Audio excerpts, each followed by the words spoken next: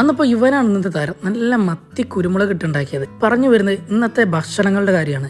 രാവിലെ 2 കോഴിമുട്ട പുഴുങ്ങി, രാവിലത്തെ ബ്രേക്ക്ഫാസ്റ്റ് ആയിട്ട് ഒരു ഗ്ലാസ് പാലും പേരക്കയും മുട്ടയും വൻപയറും കഴിച്ച് അതിനുശേഷം ഓഫീസിലേക്ക് കൊണ്ടുപോകാനുള്ള കാര്യങ്ങളും ഫുഡൊക്കെ സെറ്റാക്കി ഓഫീസിലെത്തി. ഒരു 11 മണിയായപ്പം കൊണ്ടുപോയ ഒരു പുഴുങ്ങിയ മുട്ട കഴിച്ച് ഉച്ചയ്ക്ക് ലഞ്ചിന് ഒരു ചെറിയ പുട്ടാണ് കൊണ്ടുപോയത്.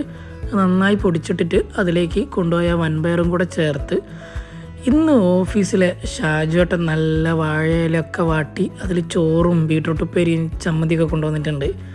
പിന്നെ സ്ഥിരം പരിപാടി, എല്ലാവരും ഓരോ ഭാഗത്തുനിന്ന് അവരുടെ ഫുഡുകൾ ഇങ്ങനെ ഷെയർ ചെയ്യാൻ തുടങ്ങി. അങ്ങനെ ആ ഇലയിൽ നിന്ന് നല്ല ചമ്മന്തി നമ്മളെ പന്തിയിലേക്ക് കിട്ടി.